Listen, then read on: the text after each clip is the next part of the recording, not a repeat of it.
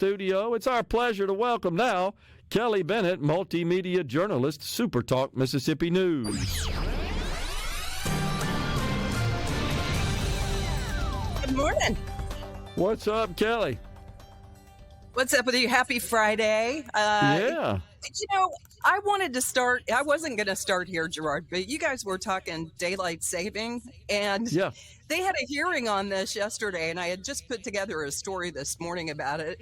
Of course, plenty of us would love to see an end to daylight saving time. Well, Thursday, the Senate Commerce Committee held a hearing to discuss the possibility of ditching the process of springing forward and falling back. Now, Dr. Karen Johnson is a professor of neurology, and she talked about how the time change has a negative impact on brain health and the economy. Workers, especially those with early start times before 8:30, think of your farmers, your transportation workers, your factory workers, are less likely to be productive and efficient. Scott Yates is the founder of the Lock the Clock movement. That's why I suggest Congress establish a firm date, 2027, to permanently end the clock changing nationwide. States would then have ample time to decide if they want to remain in daylight time or opt out and pick standard time.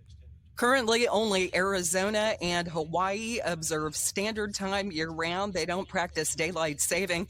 And I think you're right. I think the president may have misspoken, and he really wants to go to standard time and get rid of daylight saving. But maybe it's just everybody. It's the opposite. It's the opposite. He originally said standard. Now he wants daylight saving, and I'm with him. He would have a major upheaval. No, that's exactly opposite. And I've heard all these scientists and people, all this stuff. I disagree with all of that. I think they're totally wrong about that. I don't care what you can research stuff and make any output you want, and I think that's what they've done. So the Senate a few years ago, the Sunshine Protection Act was introduced by Senator, now Secretary of State Marco Rubio, passed overwhelmingly, I think unanimously, in the U.S. Senate to make daylight saving time permanent. It went to the House and it didn't get anywhere. And there's several states that have passed legislation, such as Florida, that would make daylight saving time permanent year-round as soon as the Congress gets out of the way. So when the president started talking about going to standard time permanently prior to the election, I honestly thought that he just got confused about it. And then a few weeks ago, you remember, he said, well, it's kind of he got asked in a press conference, a lot of people want this way, a lot of people want that way. I mean, we're somewhat divided over it, but the reports coming out of the national media that I'm looking at all indicate that he's with Marco Rubio. And, so he said the House and Senate should push hard for more daylight at the end of the day. In other words, he wants daylight saving time permanently.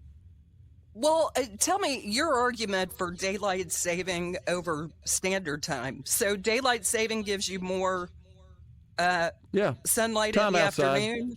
Yeah. And standard, it gets light sooner. Okay. Yeah. The downside of daylight saving time is during the winter, it's the sun does not rise as early on the clock.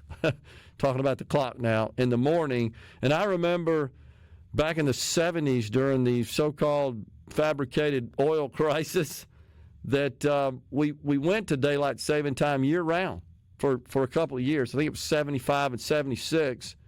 And that was because it was thought to save electricity on lights. Right. And because we were dealing with this energy crisis.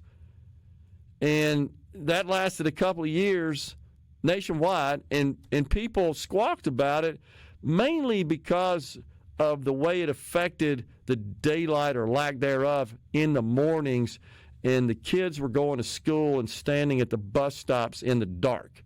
And that was a concern.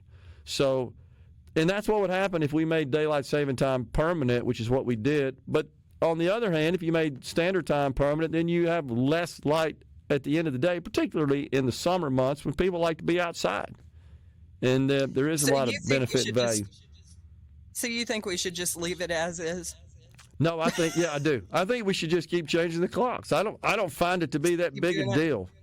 I really don't. But that's just me personally. But if we're going to go to one system permanently, overwhelmingly prefer daylight saving time over standard time. Overwhelmingly. And I think the president has seen that as well, that's where most broad sentiment is on this issue. Well, I've done daylight saving time all my life. I don't know how it would feel not to do it. You know what I mean? Yeah. I've never not done it. So, well, if you think about, we're outside a lot during those months where we have more daylight. I think people enjoy that, whether it's recreation or sports. And for those of us like myself who like to play golf, you get to do that after work, right? And you could get a full round getting outside it's good for your mental health to be outside in the sunshine. And that's exactly why I disagree with this person that I don't know how they're able to connect all that to the light and the clock. I mean, it just sounds a little sketchy to me. It is kind of out of the blue that they're even talking about it when they have so much other stuff going on. I mean, Trump just keeps coming at stuff with lightning speed.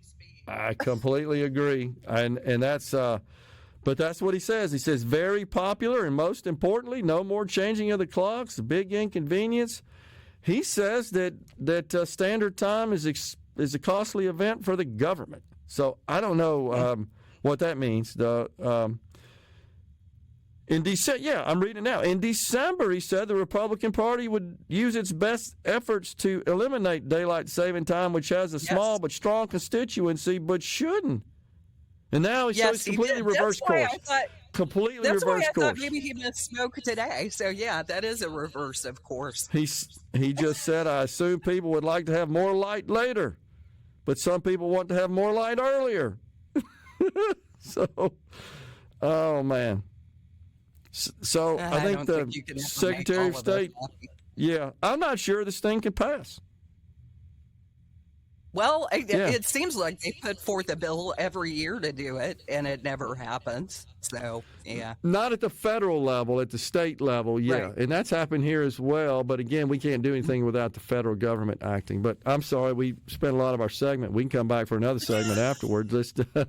But this is just big news. It just broke, and I'm a little shocked because it's a complete reverse of his position on the issue from a few months ago.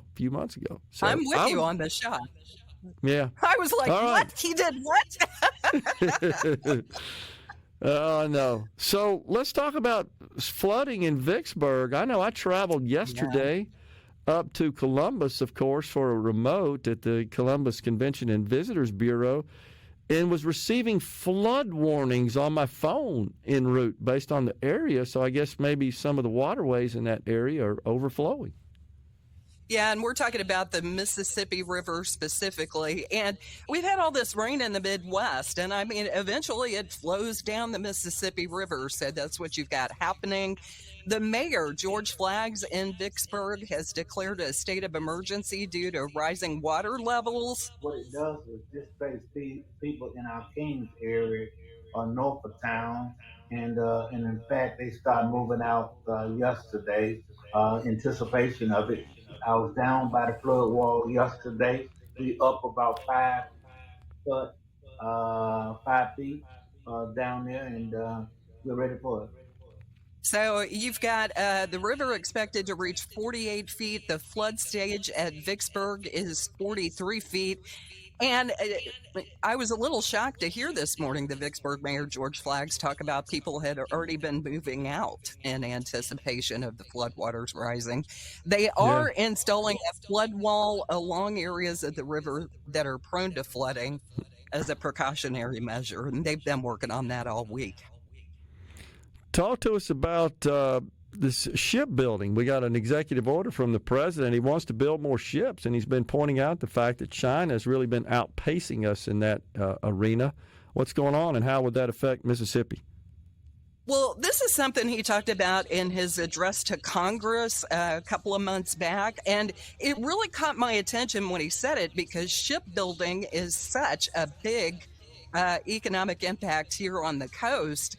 And now he has signed an executive order aimed at reviving shipbuilding. And we've got more on that from Fox's Grady Trimble. Right now, the U.S. ranks 14th in the world for shipbuilding, way behind China. So the president is ordering DOGE to start a review of shipbuilding within 3 months and instructing the Navy and Coast Guard to launch 45-day reviews of their efforts. Several departments, including Defense, Commerce, Labor, Transportation, and Homeland Security, will work together to develop a maritime action plan by November. And, this is great news for the coast. We've got Ingalls, we've got Bollinger, a lot of other places. We're going to a break. Hang around. We can get to some of these other issues. Kelly Bennett, we're going to a break. Hang around. We'll talk some more. This segment, we're still visiting with Kelly Bennett, multimedia journalist, SuperTalk Mississippi News. So we may get some more shipbuilding contracts down there on the coast at Ingalls. That's what it's looking like. Yeah, really big news. And not just Ingalls. There's Bollinger. They're building Coast Guard cutters down here. There's a lot of marine industry this way. Yeah. Tell us about something the governor really likes to tout quite a bit, and rightfully so, and that's the Mississippi Miracle, which has got national attention even from the Vice President of the United States that on social media made some comments and boasted about it. JD Vance shared a tweet. Do you still call them tweets? He shared a social media post on X talking about this Mississippi Miracle. It's interesting. We're getting a lot of national attention this week. This is one of the reasons. The other one is the fact that we passed the income tax elimination plan. But on this, according to the latest NAEP scores, Mississippi fourth graders have experienced the highest growth in the nation in reading and math between 2013 and 24. They have actually outscored the national average in reading for the first time. Grant Callen, the founder of Empower Mississippi, told us this national assessment of education progress is widely seen as a credible indicator of student progress. It is innate that we have seen so many advances in particularly fourth grade reading.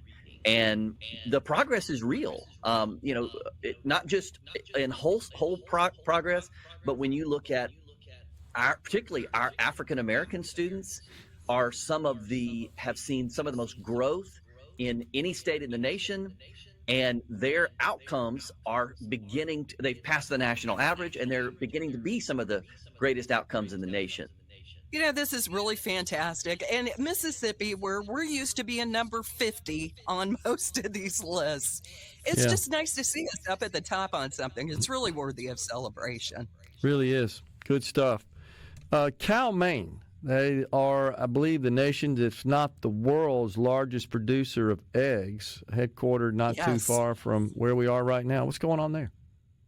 Yeah, Cal, Maine is actually headquartered in Mississippi, and as you mentioned, they're the country's largest egg provider.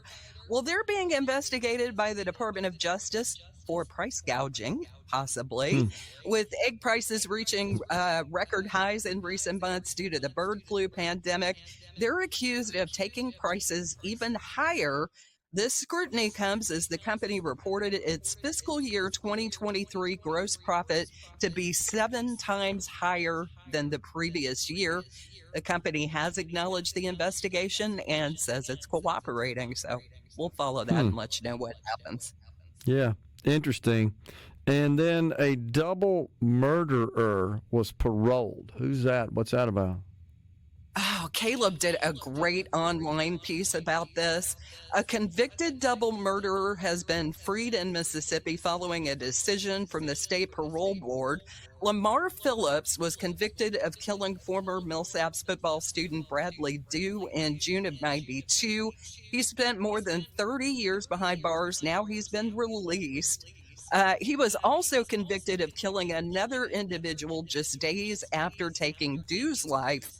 Now, this is where it gets interesting.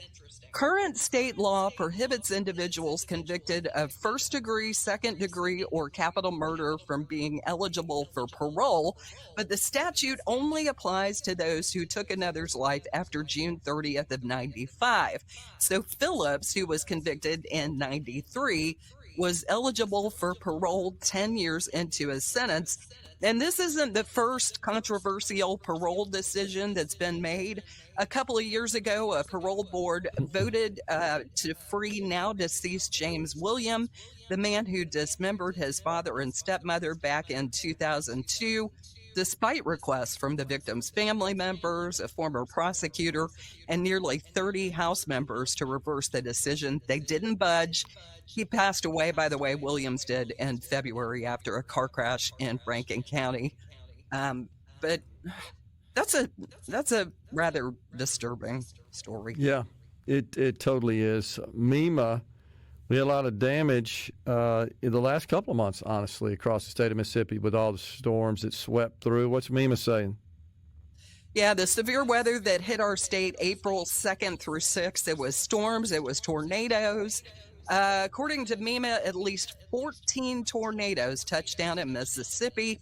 That includes 2 EF3 tornadoes in Tate County and Marshall County, 5 EF2 tornadoes, 6 EF1 tornadoes, and 1 EF0 tornado. Storm surveys are still ongoing, but MEMA says there was damage to 414 homes. This is so far. 14 businesses and 20 farms statewide. 54 of those homes were completely destroyed and 68 sustained major damage. You can go to the MEMA website and report your damage. Remember, take pictures.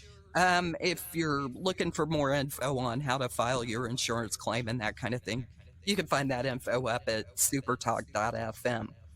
Man, that's incredible. Hopefully we're done with that for a while. Kind of tired of all the weather moving through. Fingers It seems crossed. like every time but hurricane season's around the corner, Gerard. I know. We go from one to the other. It just seems like every time a cold front moves through this year, that every time a cold front moves through, that we end up with severe storms and tornadoes moving as well. Well, they've talked about the fact that Tornado Alley has kind of moved south. You know, it used to be in the Midwest. Now they strike North Mississippi frequently. Yeah. Got it. All right, Kelly. Well, we appreciate the update. That was really good. A lot of information going on. Appreciate all the great work that SuperTalk Mississippi News Department does for us. And remember, for more info, just log on to supertalk.fm. It's all there. Got it. Thanks a lot. See you. Thanks.